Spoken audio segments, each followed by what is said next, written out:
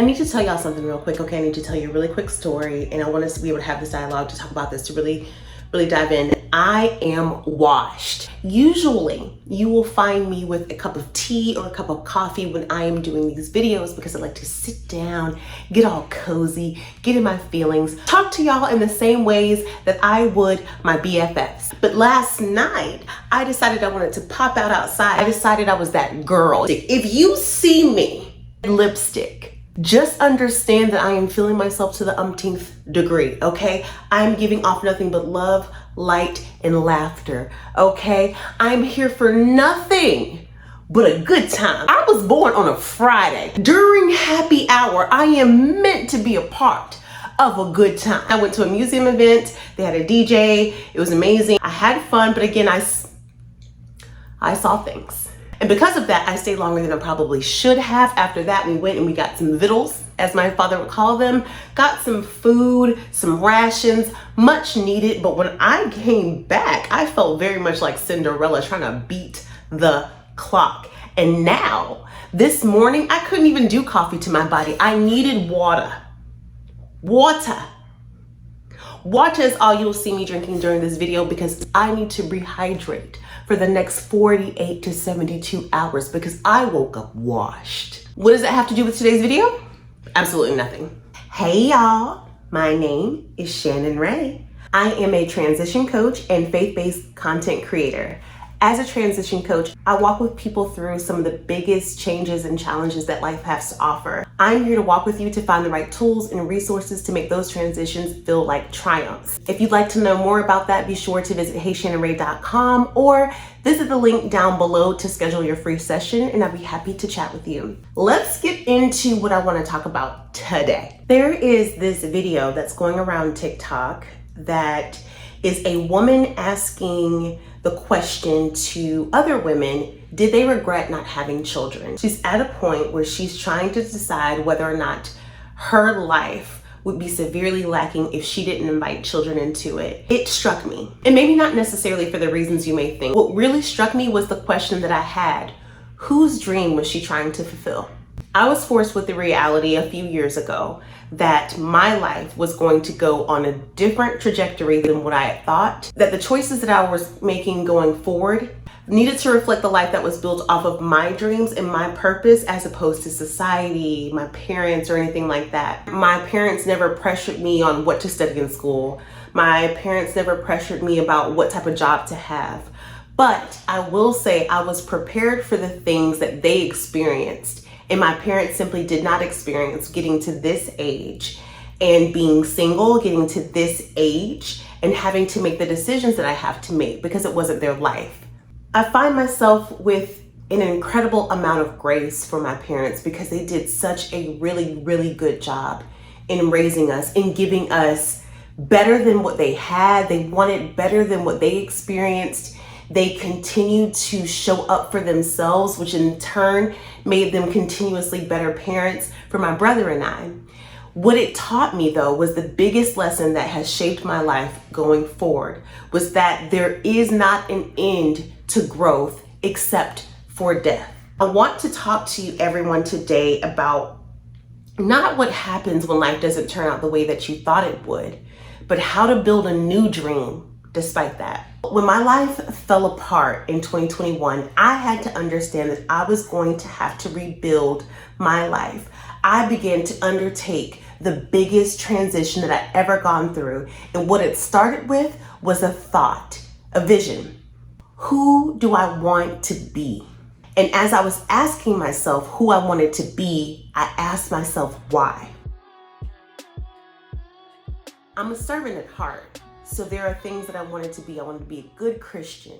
I wanted to be somebody who loved people of all walks, of all socioeconomic backgrounds, of different religions. I wanted to be someone who was aware, someone who was in tune, someone who cared about other people. I wanted to be a good representation of what God's love looks like. I wanted to be a good wife. I wanted to be a good mother. And it's because I saw those examples in my own home. But the thing of it is, being a wife and mother, to me, for me, can't be a goal. It's an experience that I want to have, but a goal means that you reach it by your own doing. And I think that there are some things that you can only do so much, and then it's up to God. It's up to God whether or not he wants to bless me as a mom, but I can work on my healing. I can become a better person for myself. I can put away a savings in case I'm in that position. In faith, I can believe, I can pray. As I was thinking through all of the things that I wanted to be, I had to challenge the reasons behind them. And that was how I was able to come up with the plan. What parts of these dreams really belong to me and what don't? What parts of who I want to become are societal and what aren't? What is my definition of fulfillment, of success? And how do I reach that as opposed to what society or even my family thinks I should be doing, I should have? I'll be honest, I don't know how many of you are like this. I never even thought about buying a house without being married. I don't know if that makes me a pick-me. I don't know if that's Southern upbringing. I don't know what that is, but before I reached a certain age, it never even crossed my mind that I would buy a home on my own. I just always wanted to do that with a spouse. I didn't think that hard about what my long-term retirement plans would be because I assumed I would be planning with my spouse. Yeah, I have a 401k and I've had one for years, but beyond that, my investments, my saving strategies, my budgets even, I assumed I would have help that would come in. It wasn't that I was necessarily holding back, but I know I wasn't moving forward because I was expecting that I would have this person to walk through life with because that is what I saw and that is what I expected. I want the opportunity to live dreams based off of who and what I am now and who I want to be, not who might come, not what might come. I don't want to attach what love and fulfillment in life feels like to things that are fleeting. The only promise I have is change. Here are some practical things that I did when I was working on understanding that life as a solo person did not mean life alone. Life as a solo person means that I have the ability to pour myself out in sacrifice to things other than a family. That one thing is something that hasn't occurred into my life yet. So the first thing I thought about, because relationships are so important to me, because motherhood has always been so important to me, what does motherhood mean to me? Why is it so important to me? Is it because I want to produce more Christians and I feel like that's the call of the Bible? I think it has something to do with that. Is it because I had such a good upbringing that I want to replicate that for someone else? Had a lot to do with it. I still want that, but instead of dwelling on not having it, how can I bring fulfillment? How can I still pour into the next generation? How can I still provide things for the next generation?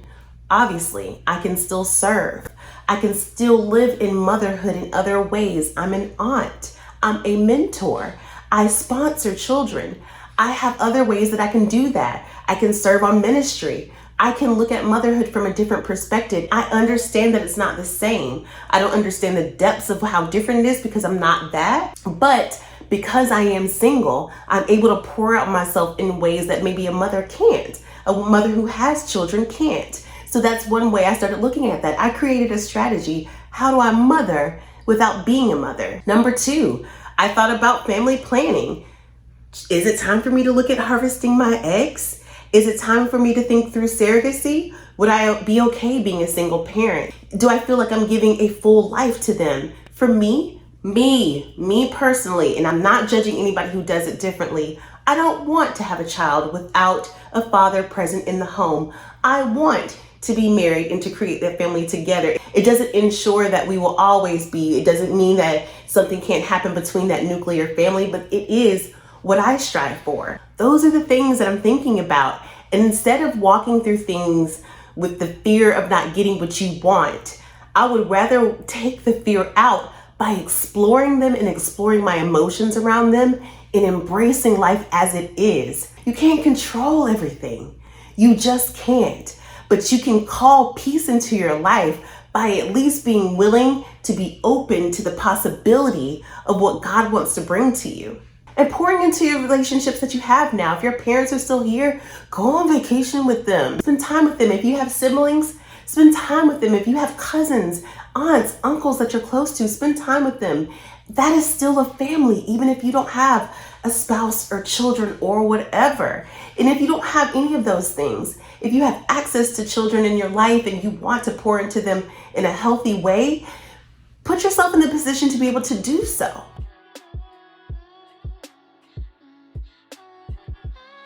Outside of family planning, I thought about my finances and got really serious about that. How can I have a full and balanced life and experience different cultures throughout the year? I started thinking differently about the place that I would live. Do I need that 5-bedroom home right now? I don't have to wait for a husband to get it, but maybe I get a 3-bedroom home for just me. Maybe I get a condo that feels a little bit easier to keep up with the maintenance on it. I thought about the life insurance.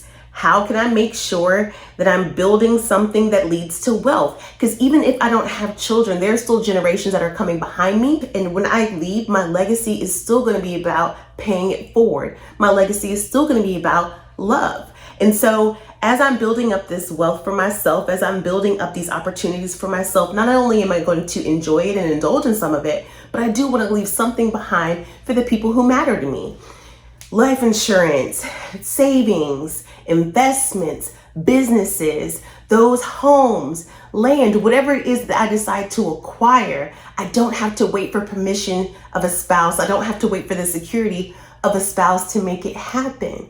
But it can change, it can flex based on where you are. Again, maybe you don't need that 5-bedroom home, or maybe you do. Maybe that's what is good for you. Maybe travel isn't that important, but being at home is.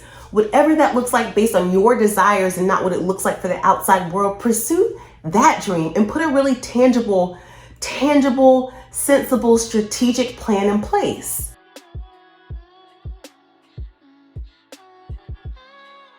What happens when you get old?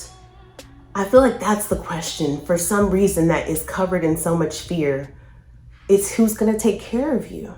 I believe that if you live a life where there are people who feel loved by you, invested in you, that will return to you in the way that you deserve. Doesn't mean that you're laying your hat on anyone and treating them any certain way because you expect them to take care of you. I don't think that my mother and father had me with the expectation that I was just automatically going to be taking care of them in their older age. I can assure you, because they love me so well to this day, I'm going to do everything I can to make sure that they are comfortable, to make sure that they are enjoying their life, to make sure that they are treated well. If they want to live with me, they can live with me. Like whatever it is for my parents to make them joyful, they will have. Recognizing that and recognizing that I don't necessarily have that same person in place, I don't walk into that with fear.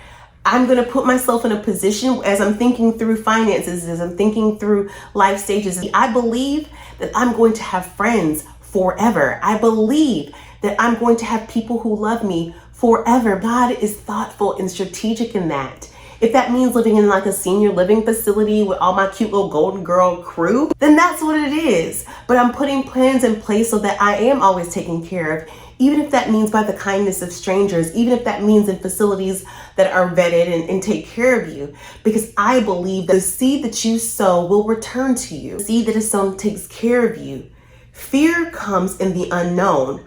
I know that goodness shall return to me. I know that God has made plans for me to prosper me.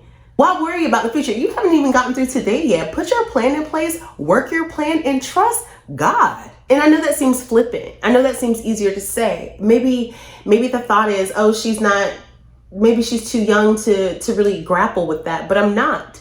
I'm looking at my parents every day. I'm watching them grow as I grow. I'm looking at the fact that women are more and more and more inclined to not start families because they haven't found the situation that they want, or they have, and that situation doesn't include children. I'm understanding that life is bigger and more expansive than any one box. I'm understanding that if you have the financial supports, the real work comes in finding the emotional supports. I'm recognizing that there's only so much that I can control. I'm recognizing that the only thing that I have control over is my response to whatever it is, to life, to people, to tragedy, to triumph, to happiness, to sadness. All I have is my response. And so I can't worry about what's coming next. Instead, I have to stay as grounded in what's now. Life planning as a solo person doesn't have to be written in concrete. There's an opportunity to change and flex and go in a different way. If there's someone who decides to join you, if there's a child who decides to join you, if it's something that leads you into a different path, be open to that. Be open to changing your own mind. You have the freedom to do and to be whoever you want. I know this is Black History Month, but love comes to mind every time I think about this month. Start with you. If you enjoyed this video, please be sure to like, comment, and subscribe. Be sure to visit me at HeyShannonRae.com for any questions. I have down below a link that you can book time with me. But until then, I hope that I see you on the next video. I'm thinking about going live. I probably will go live on my TikTok. If you have any questions about anything, I will post that. I'm gonna go live sometime this coming week. At the time that I post this, I think it's gonna be like February 6th or 7th or whatever the second week in February is. Until then, I hope you have the best day ever. Drink your water, okay? And I'll see you on the next video. Bye!